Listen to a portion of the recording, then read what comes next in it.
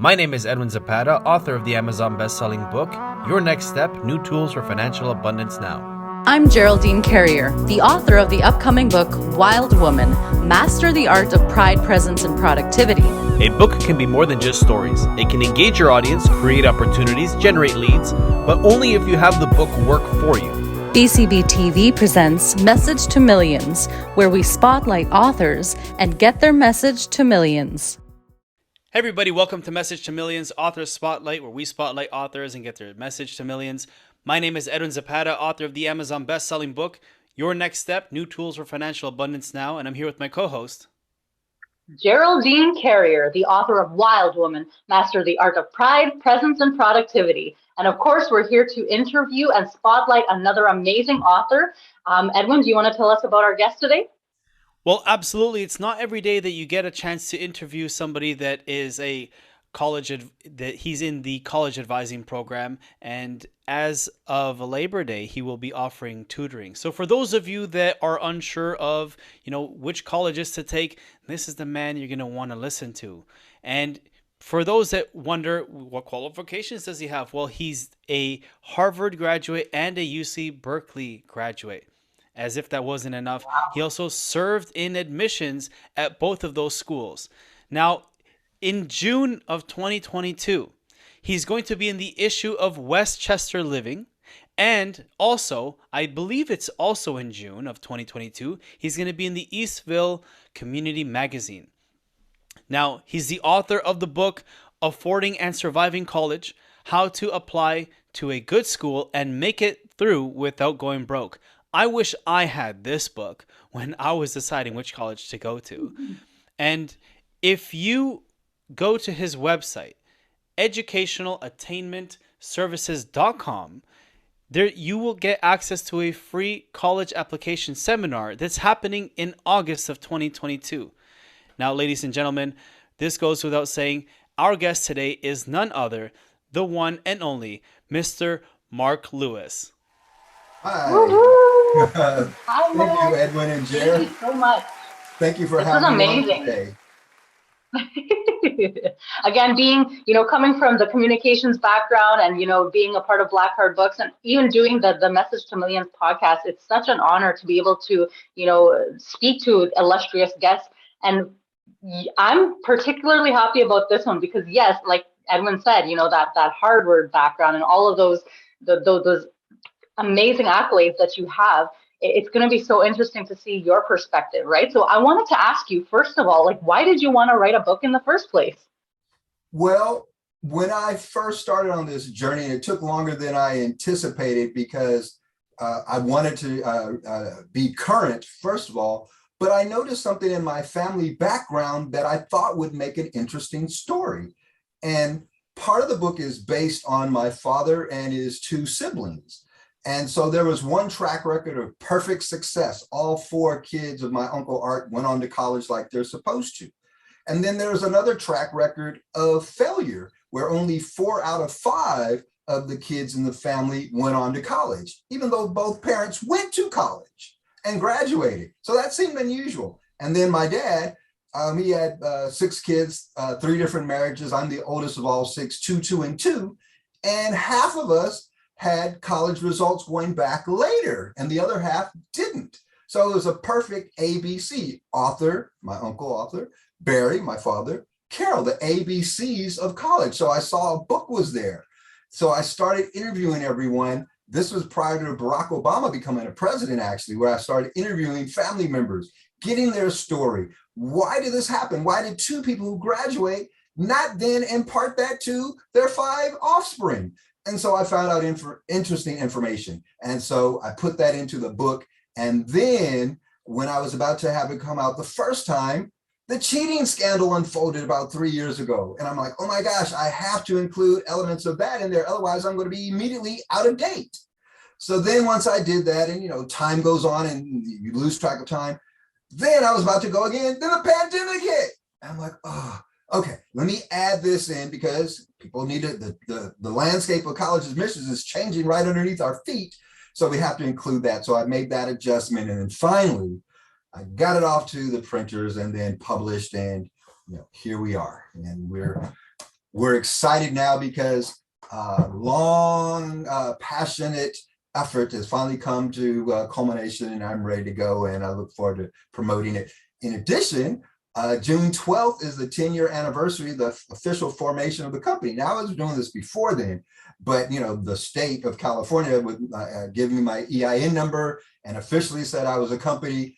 Marks 10 years, June 12th. So there's a lot of exciting promotion coming on over this, starting now to the end of the summer of Labor Day, where we're going to open and expand our offices and include tutoring.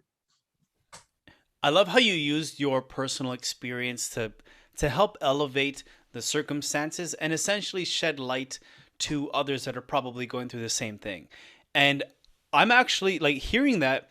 I can actually relate on a personal level, because my parents come from Colombia, South America, and they were predominantly poor, from the mountains, whatever, and education wasn't a big thing. It was not a big thing in my mom's family growing up, but she strived to be the best in education because they have to pay for elementary school, they have to pay for university, and she made sure to always have top marks, and she always got scholarships. So she was like, she's always taught me how she loves to learn, and I got that from her.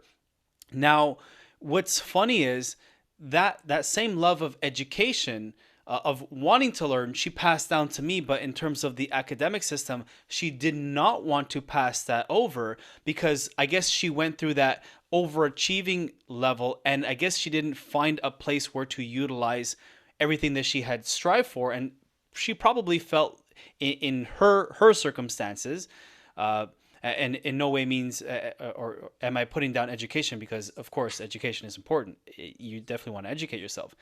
But I don't think that she was able to utilize the things that she studied, and she probably felt discouraged. So she didn't pass that kind of drive on to my sister and myself. And I have found myself contemplating at times, because I find that I have three places where I think when I'm driving, when I'm in the shower, or when I'm working. And when I'm in those thinking places, I've thought to myself, what would my life look like had she passed down that same kind of drive and focus? And then I think to myself, my life, of course, would be totally different. I don't know what it would look like. Could be better, could be worse. I don't know.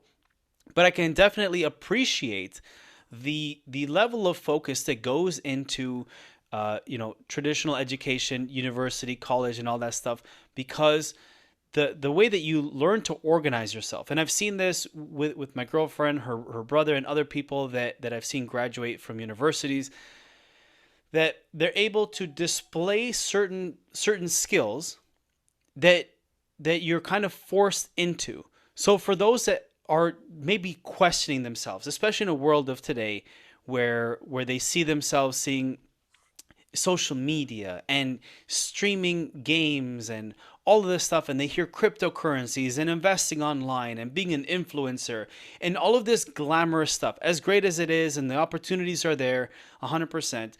But for those that, because it is a different world than when Jer was looking at college, when you were looking at college, and when I was looking at college, for those that are thinking, maybe I don't need college, and they're looking at all of the glam, all of the glamorous life on social media, what would you say to one of those individuals that I would say are confused as to which road to take? What would you say to them? Well, what I'll do, I will talk about my cousin Tracy, who I identify in the book. And he actually went to UCLA, but he didn't graduate. And so he went to his dad and he said, I can't afford to keep working at Burger King, and going to college is just killing me. And his father at the time, for reasons I won't get into right now that are in the book, said, you're going to have to figure it out for yourself. Rather than giving him the support, he said, you're going to have to figure it out on your own. It was a complicated answer that he really didn't get to the full truth until he was much later on when I was interviewing him. But what Tracy did, he left. He didn't graduate from UCLA. And he went on to own 2 Burger King franchises. And I asked him, I said, well, things seem to turn out fine. You didn't finish college. He said, but perhaps I could have been a CEO. But even more importantly, both of those franchises that he had were in the airport in Seattle. And then the airport contract changed things. Had he had the knowledge that he could have acquired in a business program, he maybe he would have had one in the airport and one outside, like we typically see at Burger King, and so therefore not having to start all over again. Sometimes you don't know what you don't know. For me, I went to Berkeley for history and public policy, and then the Kennedy School of Government at Harvard for policy. I didn't think I was going to use any of that as I kind of fell into this space, because actually I was working and utilizing my degree. And then people would come into my office and my conference room and they would see my degrees. And so they would ask me like, oh my gosh, you went to those schools. That's amazing. I don't know how to help my kid. And the counselors there are discouraging them from applying to certain colleges. Can you help? I said, I can help. Just because I went there doesn't mean I could help you. But I do have admissions experience, and that's how I'll help you. So I started inviting them after hours to come into my conference room, and I started helping the young people. Now, here's a distinction that I have that I don't often bring out because not everybody understands the difference, but I have time to kind of explain it here. There are admissions, and if you think of the admissions officers, think of them as car reps, reputable car reps, but car reps nonetheless. You go buy a car and they tell you, you can buy this Tesla Model S Plaid, it's going to cost you $130,000.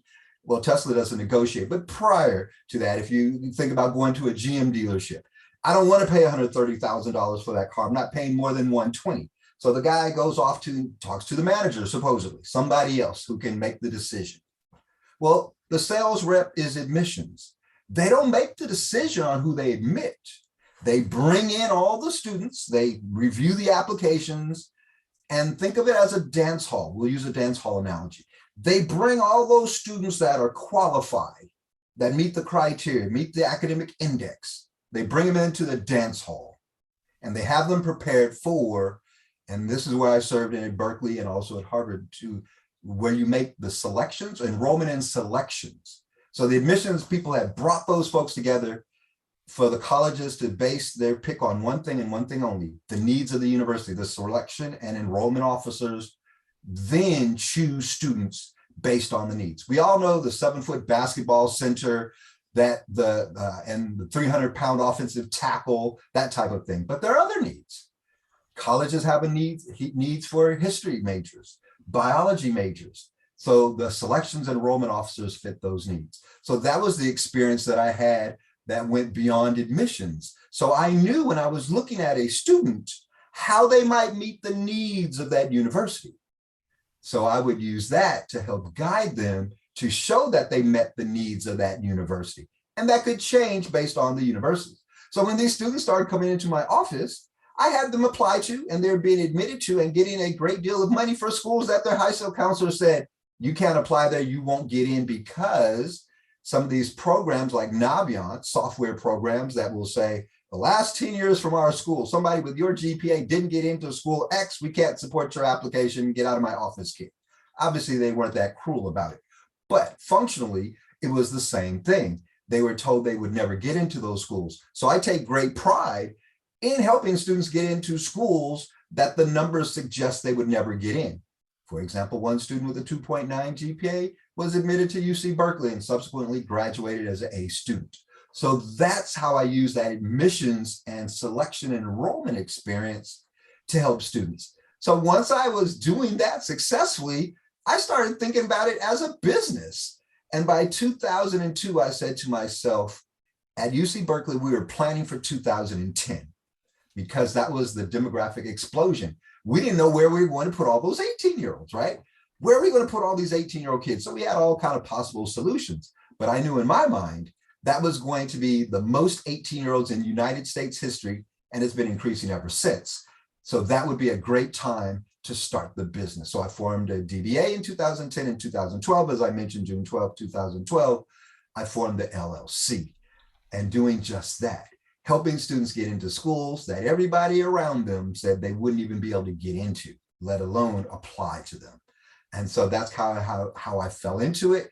And so I was trained as a policy analyst, but I took that training and applied it to this different space. And when the pandemic hit, I did the exact same thing, because when you're trained in policy, I remember there was a course at Harvard called Reasoning from History. where you take historical events and you see what you can apply to modern times to run an analysis. And I don't know about you, I wasn't old enough to remember the last pandemic. So I took my training and I examined the 1917 pandemic.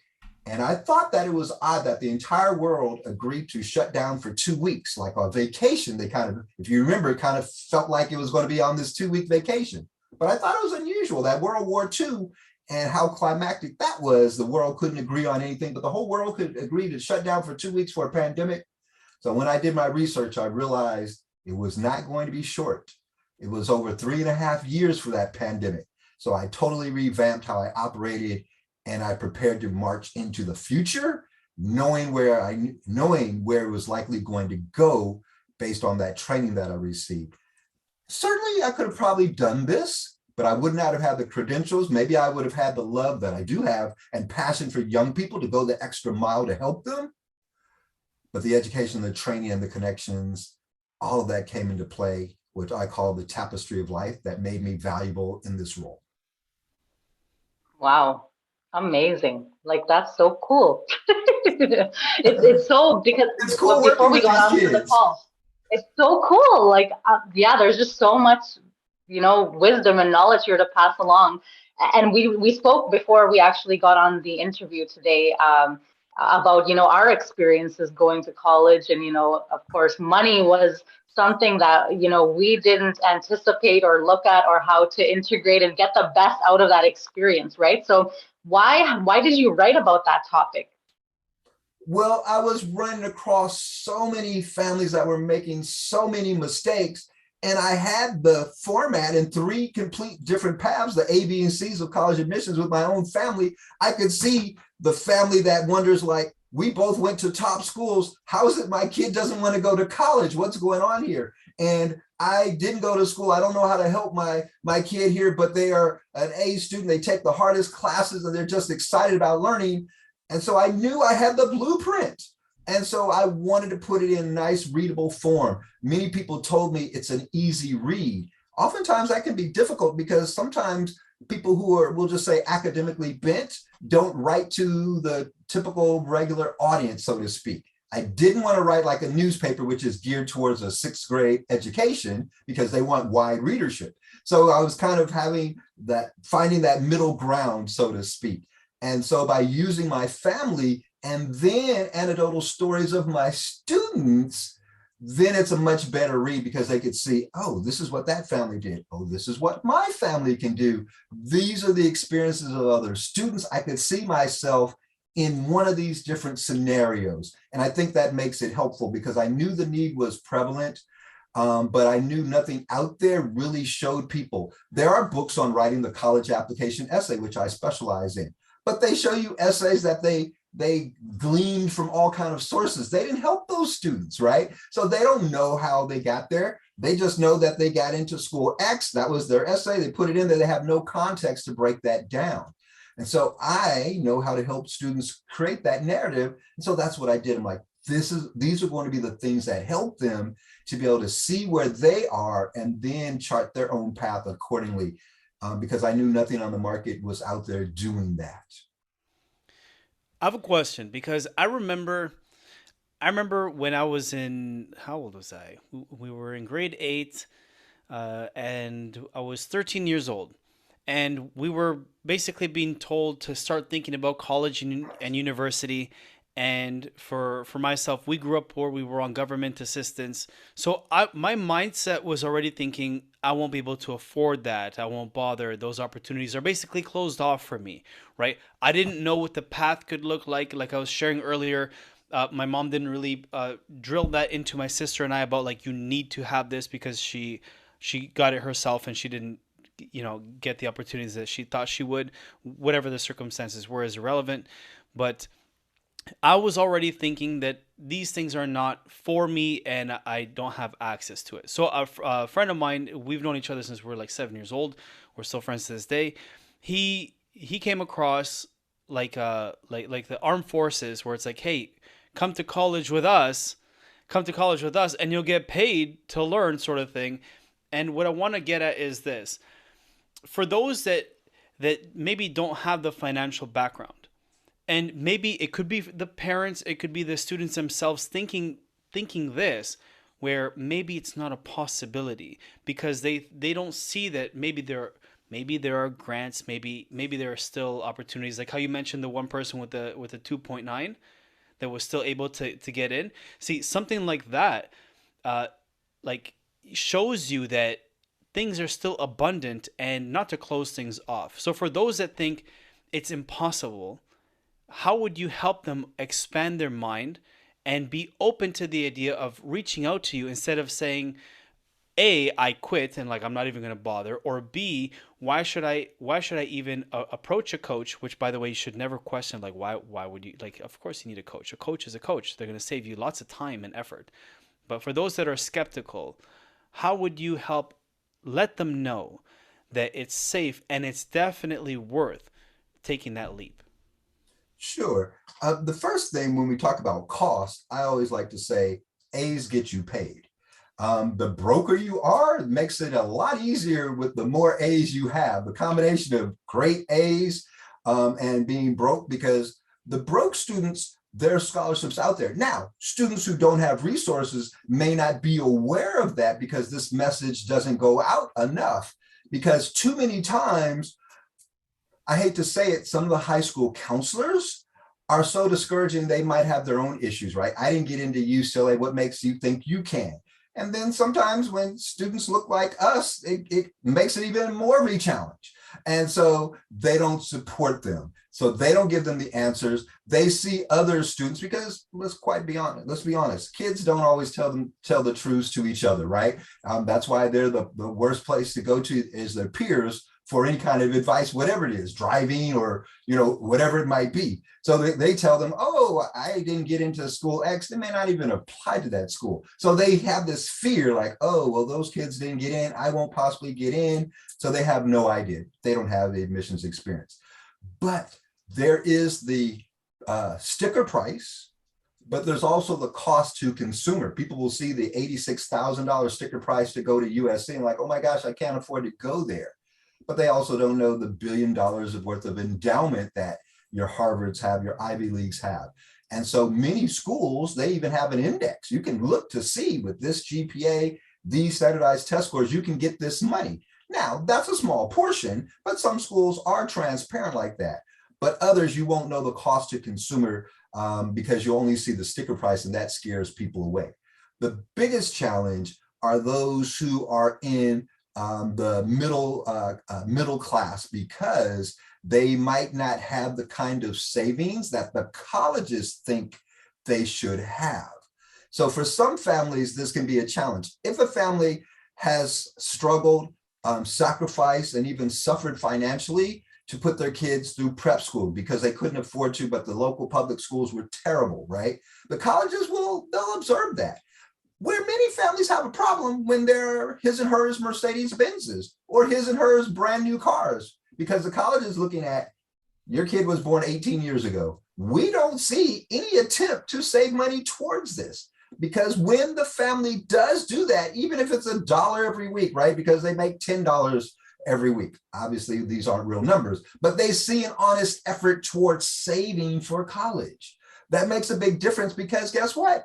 We can appeal for more financial aid, because if it's insufficient, we can make a case for that. And then they look at it and say, okay, this family bought a modest home when they were married and they suffered and sacrificed and struggled to do that. Then they had kids. They didn't move. They didn't keep trading up to new, bigger houses every 7 years. They stayed in that home and they pinched every penny. They saved a little, but nobody can keep up with the cost of education. It was even more than inflation is now over the years. And they will see that and they'll be able to say, this family has made every sacrifice they could. We're going to make our sacrifice. But they also see when the families didn't do that, when every 3 or 4 years they had a brand new car. It doesn't have to be his and hers Mercedes, but they're not driving the 15-year-old car. They're driving 2 brand new cars, right? And they've traded upscale. It doesn't even mean it has to be a fancy home, but the sacrifice wasn't towards the education.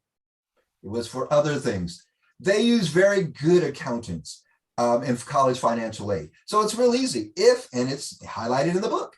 if someone were to follow the steps that I've identified in the book, because I even use a scenario of a single man meeting a single woman, coming together, having kids, how you can do it and have the kind of success to get that money, or how you can do the things that will keep you from getting it, because no amount of begging will convince the financial aid office that those his and hers brand new cars that you got 2 years ago, they could be Chevrolets, it doesn't matter, was more important than setting aside money for college. Because when you do make the sacrifice, they will come through, and that's who they'll anoint with extra money. If not, they may not even have to do it with an appeal, because they will see the spending track record and they will know that family has sacrificed, they don't have the money, and the college is going to find the difference. Because at the end of the day, the colleges have no problem saying, you have 2 new cars you could sell.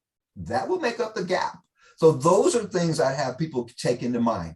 A's get you paid, and then how you go about thinking about college. Even if you only are able to save $1, but you did start setting aside something 18 years ago in an attempt, even though your savings might have been wiped out by the 2008 Great Recession, the pandemic of 2020, whatever market collapse, the fact that you set aside something and you had a track record of trying, that is going to be a better determinant of getting some money for college than hoping, or quite honestly, spending $7,000 a year on club pick the sport and hoping that they'll get a sports scholarship. Because I know you didn't mention that, but a lot of people will put that money 10 years in a row, $7,000 a year, hoping that they'll get a sports scholarship, with only 5% of the students do get that. Colleges look at that also. Oh, you were paying for these club sports, and the kid wasn't taking rigorous courses like AP courses. All that comes into consideration in the admissions process, and also who gets paid. Before Jared This asks is her a lot of question, information. Yeah, before you go ask ahead. your question, Jared, I don't want anyone getting upset that drives a Chevrolet. That was just an example that he used. I don't want to get any Pick hate the mail. pick the affordable cost car, but the idea is you don't have to have his and hers Rolls Royces to make that mistake. Yeah. And I mean, this is such an interesting topic, because I mean, when I went to university, of course, I kind of did things backwards, right? So I wanted to start working right away, right? So through that experience of finding what I actually like, what I didn't like, doing, going into different, I guess, areas that I wasn't interested. But for those people who, kind of go through that same experience, how do they maneuver between, the education side of things and or entrepreneurship? So how would you like advise people to kind of get through that roadmap and identify what would work best for them? Well, there's so many diverse colleges, and I had a student just this past year, a senior, and he found a school that works for him, and he's making more money than some parents. Not necessarily his parents, but more money than some parents are because of his entrepreneurial ventures. And so I worked with his older sister. And so he wasn't all that interested in college, but his parents knew the value of connections, the discipline of getting through college, and those other things that go beyond. I think too many times we focus too much on, I can make money because I get this degree. But that shouldn't be the main focus, because you can learn the things that will get you a degree. And I will talk about another student who had a sociology degree that's making a mint load of money. So this young man was an entrepreneur doing well. And so for him, it was finding the schools where an interactive education entrepreneurship was going to enhance what he was already doing from his perspective, to bring value like anything else he would look at. And so he found some schools, and they weren't some of the schools that many other students might think of, right? Because he could have got into some of the other named schools, but those were more in line from his perspective, just putting him into business. He's an entrepreneur. And so he wanted a school that was going to elevate his game, as he said, and put him in the place where he could do that, but also stay close to his foundation, where his entrepreneurship is. He didn't want to go on the other side of the country and then lose all ties to what he's already established. And so in doing that, I helped him find the schools that are a good fit for him. Subsequently, they're a good fit the colleges, he was a good fit for them as well, because he was that practicing entrepreneur, which they were looking for, not necessarily somebody to go work in a mid-level business, a company as a business, earning a bachelor's degree in business, that type of thing.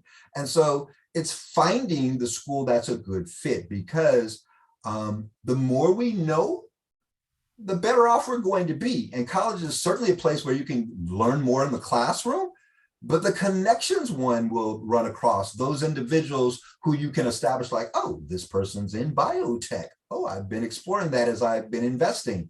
That might be a good connection as he goes, works in that biotech lab, to be able to know what's on the forefront of biotechnology, because some of my entrepreneurial ventures do cross into those spaces. So I think the wide landscape that college offers of education, including what's on the forefront, because now one of my students, the dad's is the chair of the computer science department at a university on the East Coast. He sent me some information about how they are combining ethics and computer science, because they believe social media, what's taking place there, we cannot afford to happen with machine learning and artificial intelligence and robotics. So they need to prevent the computer sciences scientists from running amok with algorithms, to partner them, and individuals, ideally the same person, with ethics, so that they can go about machine learning, artificial intelligence, doing the thing that will then move us in a direction where that benefits us rather than tearing down society. So the colleges are on the forefront of how do you combine these things. Right now, for these students, they're correct. Anything they need to know, they can pick up their smartphone like we can and find out the distance between here and Mars. But for their generation is, what do they do with that knowledge? College can help them craft that, because they get a broader perspective on that knowledge, and then how they might apply it so that they can blog about it or whatever the heck they want to do. Or in the case of one of my students, I alluded to her earlier, and I spoke to her mother just yesterday. She's just adorable. Everybody would want her for a sister, a girlfriend, a daughter, whatever, because she's just that kind of loving, adorable person. And so she wanted to study sociology, and everybody told her she would starve to death. You won't make any money pursuing sociology. But she went to USC and she graduated in sociology, and everybody told her she would starve. And she said, well, I could work at the VA and help veterans. I just want to help people. 6 months before she graduated from USC, she had a job with Oracle, and she's doing quite well there, including bagging the In-N-Out Burger contract as a client. The reason being, they have the tech nerds at Oracle, right? But that's not the bulk of the company. The bulk of the company are still people who have to interact with people. They have to be people persons. But she also, because she pursued her passions, gained a little computer science knowledge, just enough to intrigue her interest, because she was kind of a curious person. So she could talk to both people, the techs in the lab, she could converse with them and not be a techie, but a people person, to show how can Oracle make a difference for them. And she makes boatloads of money. And she's very happy because she still can be a people person, but she's getting paid. And her mother's very happy because her mother was one of those individuals who was concerned about her not making any money. And so that's how the education can be helpful. One, it can identify you as pursued something and stuck to it and finished, ideally in 4 years, letting people know you have the ability to finish something that you start, and you've gained the connections along the way, and you have the ability to utilize what you learned and apply it towards this changing world that we're in, so that you can take a sociology degree. Not that anything's wrong with it, because social workers are needed and something that we strive for people to become, but also you could apply it even into the tech realm because of the various skill sets you developed while spending 4 years in college. So I want to throw things in a slightly different direction, because so far, as far as we've gotten here in the podcast so far, I love everything that you've shared, because from your experience and everything that you basically help people with, you're basically shedding a new light on college, university. You're basically creating new opportunities. The way I look at you is you're like a beacon of hope. new hope, right? I'll take And that. and Absolutely. and you 100% you deserve the credit, because from how I'm seeing things, from what you've shared so far, is you've created a new route, so to speak, to ensure those that maybe would have failed traditionally, like traditionally applying, you create a new avenue where it's like, hold on a second, it ain't over yet. You may have been told that you gotta quit, but not with me. So I see you like a beacon of hope. So I want to turn things in a different direction, so to speak, because the reality is reality. And I myself, growing up, I felt like I was bottom of the barrel of society. And on the topic of, young entrepreneurship, the reality is out there that a lot of youth get involved in a different side of entrepreneurship on the streets. And there are other things that happen, and they get involved in different things that may not be so positive in society. That doesn't make them bad people. I've experienced it myself. It's just the opportunities that are presented to you in your environment. Now, for those that are in those societies, in those groups, in those gangs, in those whatever, to help save those youth that maybe feel like they're bottom of the barrel of society, like how I felt, and maybe they feel that it's hopeless for them. And we all know someone, if it's not someone directly, we know someone that maybe has children that are involved in certain things. And if one of those youth are listening, trust me, it's not hopeless. And for those that are listening, or maybe that someone how what would you say to them to let them know that it ain't over, and to still kind of push and reach out to someone such as yourself to shed that little bit of light, even if it's just a spark of hope, so that they know that the possibilities are there and it's not closed off? Well, one, I can share so that they can live vicariously through the lives of other students. And I will share one student's story of never quitting. But I think the reason I could be the beacon of hope, because I see myself in them. And I prefer the students who've had some challenges along the way. Nothing brings me greater joy than them silencing their critics at school. But myself, for example, I played 3 sports. I had a 2.6 GPA when I was in high school. Nobody, well, I shouldn't say nobody, very few people talked to me about college, right? Certainly the counselors weren't, because they're spending their time on the smart kids, right? And so I graduated from high school at 17. I went to the local community college, which was free then. California had a pretty good system at the time, but the books weren't free. So I was, kind of trying to figure it out without purchasing the books. Didn't do it. I went to work. Okay, a couple other times I went back to community college, but it didn't stick until finally at 33, I was working on a program. It was a community participatory research project to prevent the handgun deaths of young people. And I was kind of proud because I was working on this program. I didn't have a degree, but we were doing some great work until I hit the glass ceiling, so to speak. When it came time for some major funding, they said I didn't have a degree, so they couldn't fund me to do it. They asked me to train somebody with a PhD. That person had a law enforcement background, nothing wrong with that, but he was strictly an academic. And we were interviewing people who had lost their kids, much like some of the stuff that we're experiencing right now. And so they had lost their kids, and he was interrogating them rather than having the empathy that was needed to try to prevent the handgun issues that were occurring at the time. So they asked me to train someone else, and I said, I'm going back to school. So I then had the focus, right? Because it's never over. At 33, I went back. I went to El Camino Community College, a local community college, and I had in my mind that I was going to transfer to Cal State Dominguez Hills, a local Cal State school. But, however, I transferred to UC Berkeley, then went to Harvard for grad school, okay? Because along the way, you don't know when you're focused and when you're started. And I'm a person of faith, and I believe that was what the Lord had me to do. And so I went on faith. I didn't have any money. And I was in fact told the schedule that I selected, they told me I couldn't take the courses. And I said, who do I speak to? Because I'm kind of hard-headed. I don't like being told no when I'm trying to do something.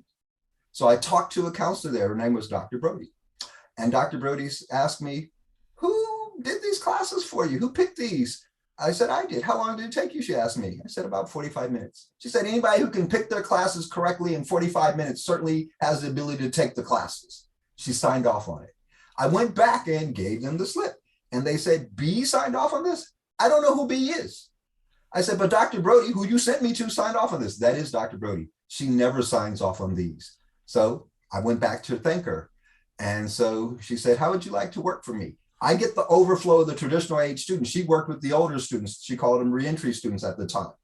And I will teach you to work with the students so you'll know everything about helping them matriculate.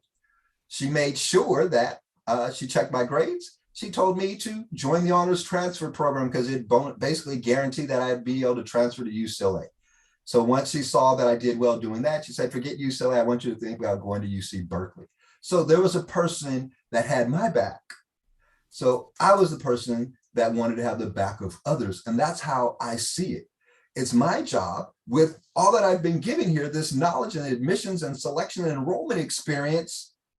It'd be a waste and a travesty not to impart it upon others. And so the ones who need it most come my way. Those are the ones I enjoy the most, because when they say, oh, my teacher said I can't, or my counselor said I can't get into this school, let's prove them wrong. Let's roll up our sleeves. We'll do the best we can, and we'll let the chips fall where they may. And so I would tell them, I'm like, hey, the story's not written until it's done. One of my students, she had a problem with math, same challenge I have, dyscalculia. And she got C's in all her math courses, but A's in everything else. So she was applying to UC. She didn't get into any UCs. She got into some other schools, but no UCs. We appealed the UCs, and she got into one on appeal, UC Davis. So she went to UC Davis. Berkeley was her favorite school. So she went to UC Davis. At UC Davis, she was able to do well there. And she transferred to Berkeley, and she graduated from Berkeley. The journey's not over unless you quit.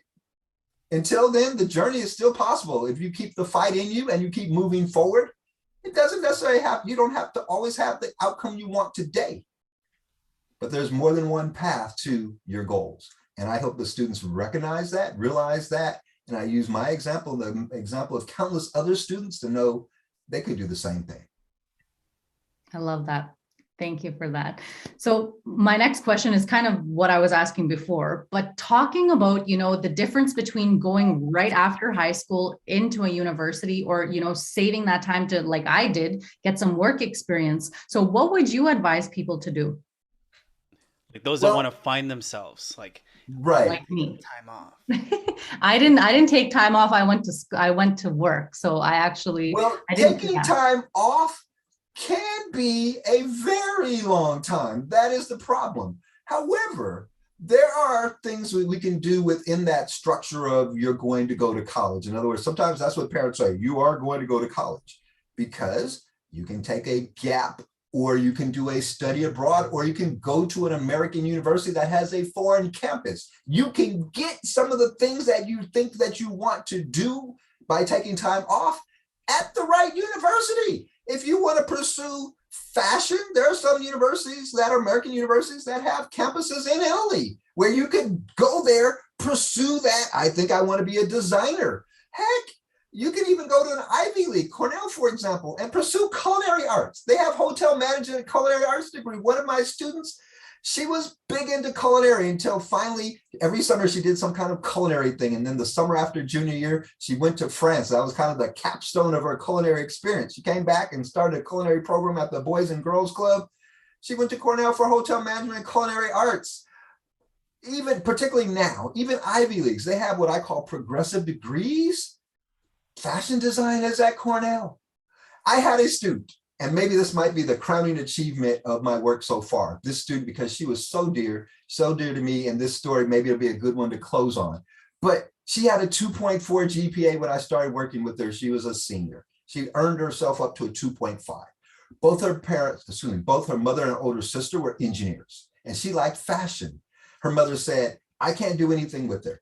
She's got to go to a real college. I'm not paying for a fashion school. She's got to go to a real college. So for her reach was Syracuse. She got into all 6 schools she applied to. Syracuse she got into with a 2.5 GPA, and she graduated from Syracuse as an A student.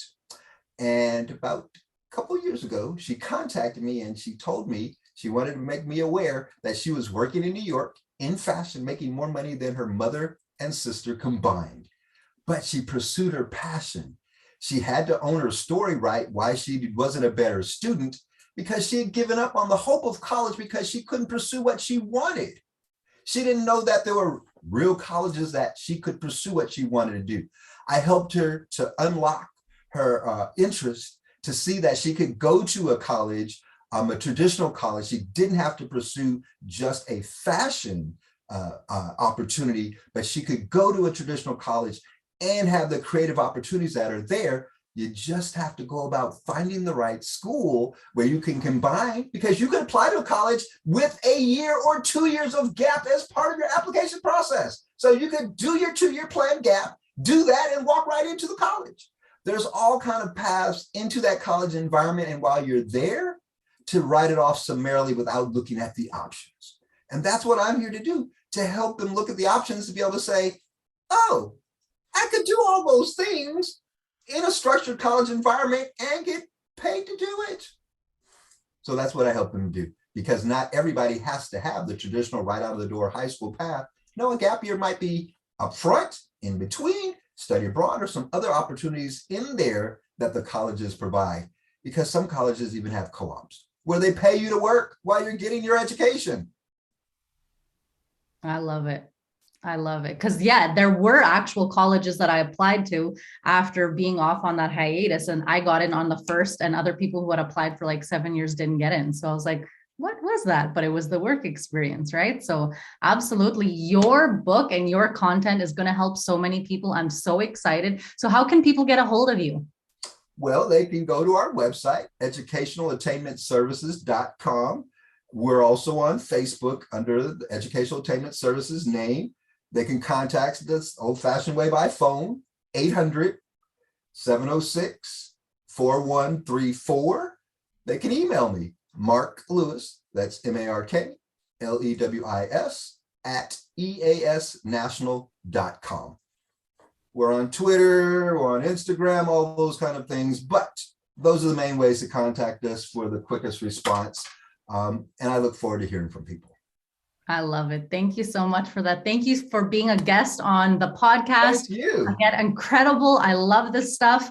And of course, for our listeners, the podcast was brought to you by none other than Black Card Books. And of course, we have a gift for you. So please go now to bit.ly/BCB books and go get a copy of our Millionaire Mindset by the incredible Jerry Robert. Thank you so much for being here, and we'll see you guys on the next podcast. BCBtv. Believe, create, become.